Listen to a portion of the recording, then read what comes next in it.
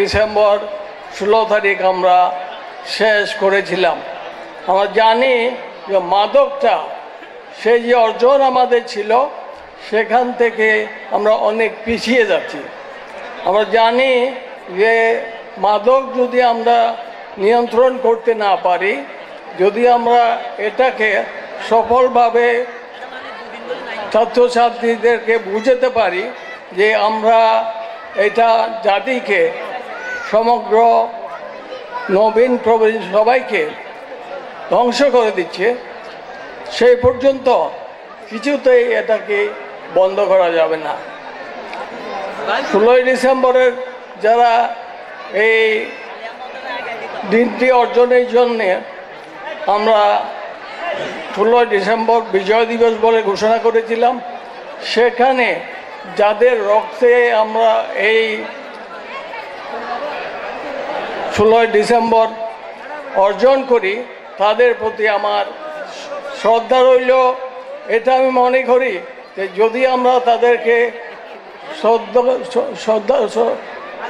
সত্যিকারভাবে শ্রদ্ধা জানাতে না পারি তাহলে আমাদের কিছুতেই আমাদের অর্জন সম্ভব হবে না, সফল হবে না। আমি আপনাদের এই অনুষ্ঠানের সভাপতি হিসেবে আমাকে বলা হয়েছে। আমি জানি যে এখানে অংশগ্রহণটা অনেক কঠোর অর্জন, সেই জন্যে মনে করি যে এই অর্জনটা আমরা যাতে আস্তে আস্তে সমগ্র অঞ্চল তথা সমগ্র দেশের মধ্যে কার্যকরী পদক্ষেপ নিতে পারি, আমরা সেই ব্যবস্থায় অংশগ্রহণ করব। যার যেই অবস্থান সেই অবস্থানে থেকে আমরা একে অপরের সাহায্য সহযোগিতায় নিশ্চয়ই আমরা এটাকে ধ্বংস করতে পারবো, কমিয়ে আনতে পারবো। আমার সবার প্রতি আমার শ্রদ্ধা রইল, বিশেষত যাদের রক্তের বিনিময়ে আমরা স্বাধীনতা অর্জন করেছি, যাদের রক্তের বিনিময়ে আমরা এদেশকে মুক্ত করেছি, সবার প্রতি আমাদের আন্তরিক শ্রদ্ধা এবং সুশৃঙ্খল পরিবেশে এই দিনটি পালনের জন্যে আপনাদের সবাইকে ধন্যবাদ জানাচ্ছি। আল্লাহ হাফেজ। ধন্যবাদ জনাব আলহাজ এম এ সবুর সাহেব। এর মধ্যেই আমাদের এই পর্বটা শেষ হয়ে গেছে। আমাদের দ্বিতীয় পর্ব জঙ্গি সন্ত্রাস বিরোধী গোল টেবিল বৈঠক, আমাদের দ্বিতীয় সেমিনার আরম্ভ হবে। আমরা দ্বিতীয় সেমিনারের জন্য প্রস্তুতি গ্রহণ করব। আমাদের আজকের অতিথি মহোদয়কে আমি ওনাদের নিজ নিজ আসন গ্রহণ করার জন্য সবিনয় অনুরোধ জানাচ্ছি।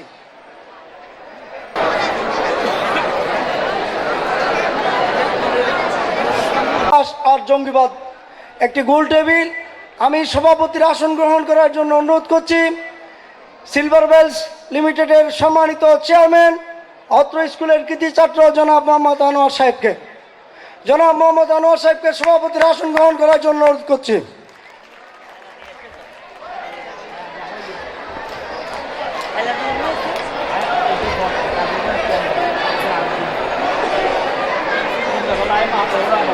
আমাদের এই পর্বের প্রধান অতিথি অত্র স্কুলের কৃতি ছাত্র 78 সালের বেজ জনাব আলহাজ ইকবাল আলী আকবর। জনাব আলহাজ ইকবাল আলী আকবর প্রধান অতিথির আসন গ্রহণ করার জন্য অনুরোধ করছি।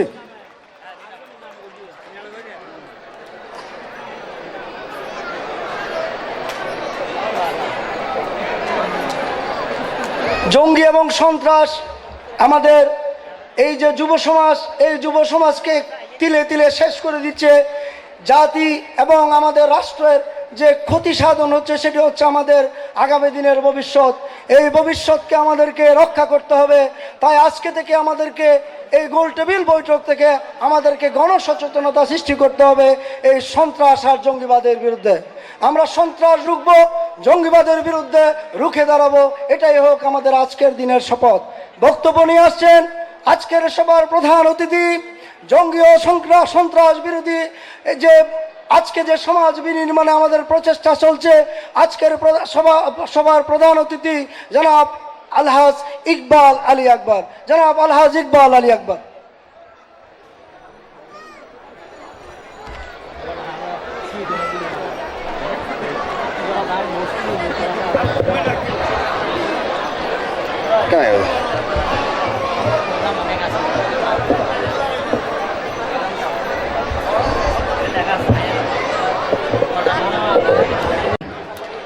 والعاقبة للمتقين والصلاة والسلام على رسول الكريم وآله وأصحابه وأجمعين 75 বছর পূর্তি উপলক্ষে আজকের এই সেমিনারের সম্মানিত সভাপতি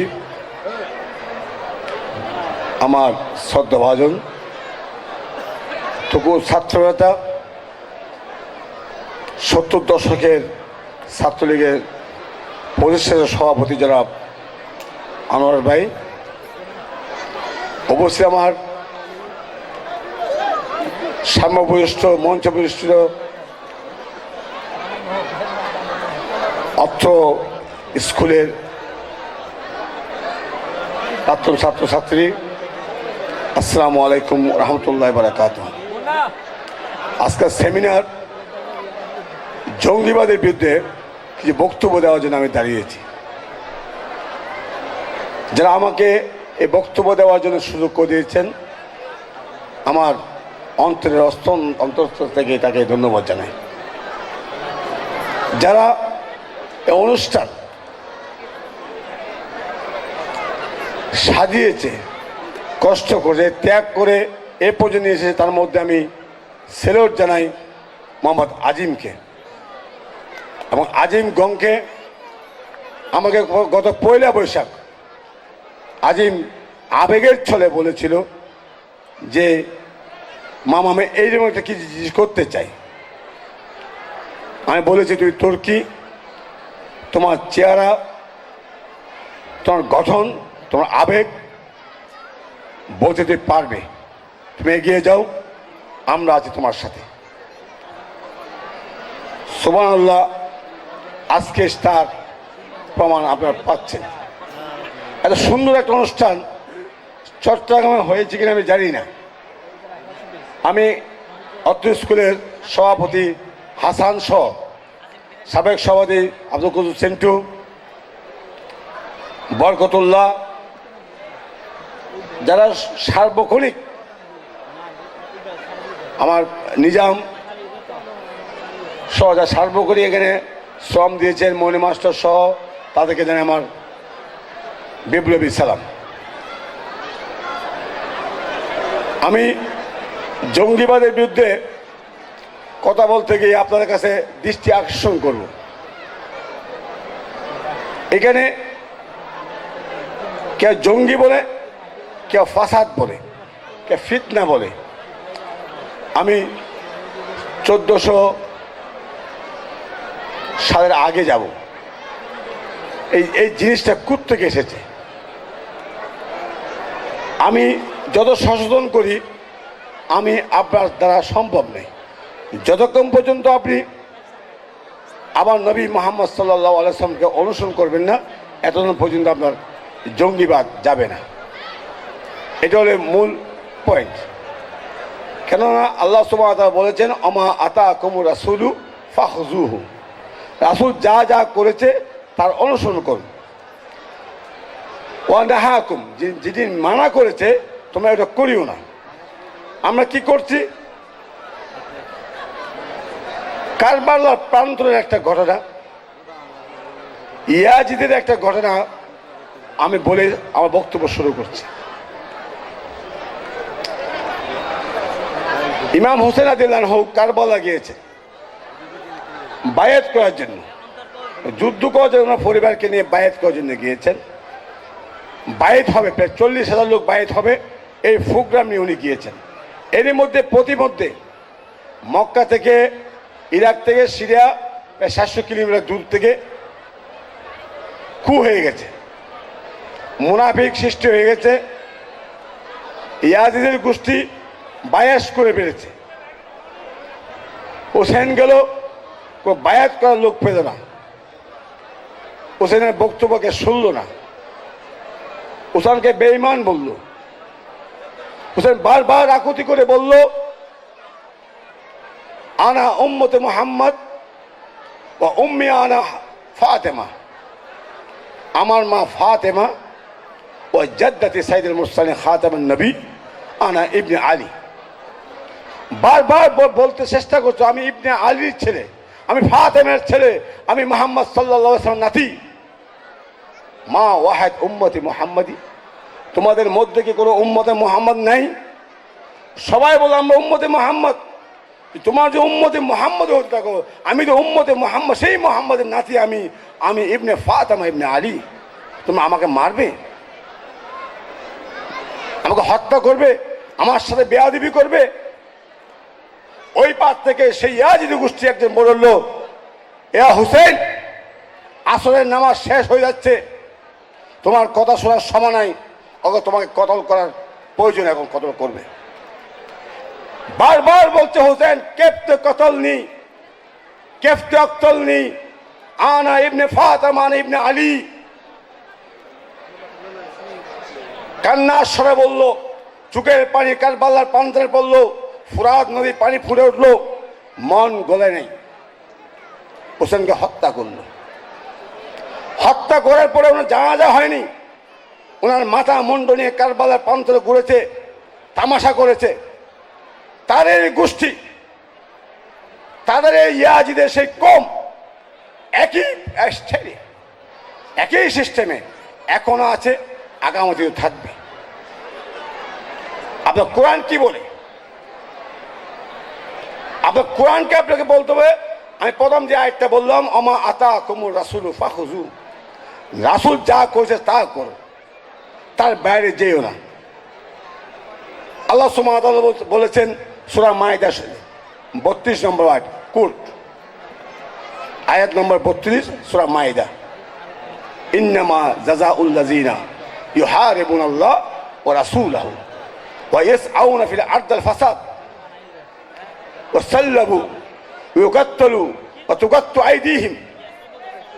যারা আল্লাহ ও রাসূলের সাথে বেয়াদবি করে, ফাসাদ সৃষ্টি করে, তাদের শাস্তি হলো তাদেরকে লটকাই ফেলো, তাদেরকে কতল করো, তাদের হাত পা ধরে কেটে দাও। আল কোরআন সূরা মাইদা 32 নম্বর আয়াত কোট করেন, বাসা গিয়ে দেখেন। আপনি এটা মানবেন না মানবেন না? না মানলে আপনি কাফের, মানলে আপনি মুসলিম। আপনি মানবেন না। 178 নম্বর আয়াত সূরা বাকারা, ইয়া আইয়ুহাল্লাযিনা আমানু কুতিবা আলাইকুমুল কিসাসু ফিল কতল আল হুরর বিল হুরর, ইয়া আইয়ুহাল্লাযিনা আমানু কুতিবা আলাইকুমুল কিসাসু ফিল কতল, কতলকারীকে কিসাস করুন। একই আয়াত 180 নম্বর আয়াত সূরা বাকারা কোট করেন, ইয়া আইয়ুহাল্লাযিনা আমানু কুতিবা আলাইকুমুস সিয়াম। এখানে সিয়াম আর কিসাস। আমি যখন কিসাসের ব্যাপারে যখন ফাঁসি দেব, ফাসাদকারীকে আপনি লাভ দিয়ে উঠবেন, হত্যা করবেন, মিছিল করবেন না, কিসাস করা যাবে না, কি সিয়াম করা যাবে। কিসের সিয়াম, কিসের রোজা? আপনি একটা মানবেন, একটি মানবেন না, এটা মুসলমান না। ইন্নাল্লাযিনা ইয়াকফুরুনা বিআয়াতিল্লাহ, একটা আয়াত যদি আপনি অস্বীকার করেন, আপনি মুসলমান থাকতে পারেন না। আপনি 178 নম্বর আয়াতকে বলবেন না, এটা বুড়া মানুষ, একে কেসাস করলে কি হবে, জঙ্গি করছে কি হয়েছে, যুদ্ধ অবধি কিছু ফাঁসি দেওয়া যাবে না। আর আল্লাহ বলছে, ইন্নামা জাযাউল লাযিনা ইউহারিবুনাল্লাহ ওয়া রাসূলাহু ওয়া ইয়াসআউনা আরদাল ফাসাদ ওয়াল্লাহু লা ইউহিব্বুল মুফসিদিন। আল্লাহ ফাসাদকারীকে ভালোবাসেন না, আর আপনি ভালোবাসেন। কিসের মুসলমান? আপনাকে স্ট্যান্ড নিতে হবে, আপনি সমান হবেন না। যারা রাত্রে নামাজ পড়ে আর যারা নামাজ পড়ে না, যারা আল্লাহর রহমত প্রত্যাশা করে আর যারা করে না, নট সিমিলার, না সমান না। আমার মাথার টুপি আছে, ওর মাথার টুপি নেই, আপনি সমান না, সমান হতে পারেন না। দাড়ি থাকবে, জুব্বা থাকবে, কমাল থাকবে, সব থাকবে, একই কথা বলবে। হুসেন যেভাবে বলেছে, অক্তলনি অক্তলনি কেফতে অক্তলি আনা ইবনে আলী আনা ইবনে ফাতেমা আনা জাদ্দাদি সাইয়্যিদুল মুরসালিন, আমাকে কিভাবে হত্যা করবে? আমিও বলি আমি মুসলমান, আমি আসসালাতু খায়রুম মিনান নওম জম দিয়ে আমি নামাজ পড়তে যাই, কেন আমাকে হত্যা করবে? ও তুমি আওয়ামী লীগ করো, নাউযুবিল্লাহি মিন যালিক। এই জঙ্গি কোত্থেকে সৃষ্টি হয়? কারা জঙ্গি করে?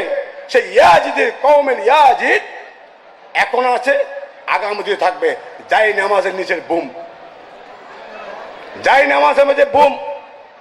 গাইবান্ধা থেকে এই বাস আসতেছে, বাসের মধ্যে বোম মারতে হবে কেন? গাইবান্ধা কিছু গরিব লোক আছে, অ্যাকশন হবে না। আমি বললাম অ্যাকশন হবে, ওরা বলে অ্যাকশন হবে না। গরিব মানুষের কিসের অ্যাকশন? করতে করতে করতে বোমা বাস করতে করতে মানুষ যখন মরতেছে, আম্মাই ইয়াজবুল মুত্তররা ইজা দাউ ওয়া ইয়াকশাফু সু ওয়া ইয়াজআলুহুম খুলাফাইল আরদ আ ইলাতুল মা আল্লাহ কালিলাল মা তাযাক্কারুন। সূরা নামলের একটা আয়াত। যখন বিপদে পড়ে গেছে ডাকাতের হাতে, উনি হাত তুলে আল্লাহকে দোয়া করলো, হে আল্লাহ, তুমি যারা কেউ নেই আমাকে সাহায্য করার। ঠিক সেই গাইবান্ধার বাসের কোন এক মহিলা আল্লাহর কাছে ফরিয়াদ করলো, হে আল্লাহ, আমার কি দোষ? যত হচ্ছে মানে প্রধানমন্ত্রী শেখ হাসিনার খালাদের সাথে আমি তো কোনো দোষ করিনি, আমি কেন আগুনে জ্বলে মরবো? আল্লাহ শুরু করলো অ্যাকশন। মালয়েশিয়াকে তোকে মারলো, আজরাইল তুই কোথায়? যাও নিয়ে আসো মালয়েশিয়া থেকে তার ছেলেকে। মৃত্যুকে এক সাত তাকে মৃত্যু সাত বোঝাইয়ে দিতে। আপনি মারবেন, ইসলাম মানবেন, মানুষ হত্যা করবেন, মানুষ হত্যা করা মহাপাপ। তার জন্য বলেছে মানুষ যারা হত্যা করে তাকে কেসাস করো। সৌদি আরবের টিভি দেখবেন, সৌদি আরবের টিভি চ্যানেলগুলো দেখবেন, শুক্রবারে 2টা বাজে এই আয়াতগুলো বলে, বলার পরে মানুষ কতল করে। আমি একটা আফসোস করলাম, বললাম ভাই কীভাবে মানুষ কাটান? ফাঁসি আসে দিলে একটু আওয়ামী দেখা যায়। আমাকে বলে এনতা মুসলিম? হ্যাঁ না, মানো মুসলিম। তুমি যদি মুসলমান হয়ে থাকো 108 নম্বর আয়াত বাকারা তুমি মানো না, আর তুমি নাম মানো না বলে তুমি অমুসলিম। আমি রোজা রাখবেন, নামাজ পড়বেন, সব কিছু করবেন, আজ এই মাস রবি আউয়ালের মাস, মিলাদুন নবীর মাস, হায়াতুন নবীর মাস। এই মাসকে নিয়ে আমরা মিলাদুন নবী করি। মিলাদ শব্দ তো জন্ম, নবীর জন্ম। মিলাদুল আনওয়ার, মিলাদুল শওকত, মিলাদুল নিজাম, মিলাদুল হাজি ইকবাল, মিলাদুল নবী সাল্লাল্লাহু আলাইহি ওয়াসাল্লাম। কিন্তু অনেকে খুব কষ্ট পায়, হ্যাঁ নবীর জন্মবার্ষিকী করবা, এটা কেমন হয়? সূরা ইউনূস 18 নম্বর আয়াত কোট করেন, বিফাদলি ও বিরহমাতি ইফরাহু। আপনার ফদল বেরহমত, যে রহমত যেখানে দেখবেন তোমরা একটা আনন্দ করিও। সূরা ইউনূস 18 নম্বর আয়াত।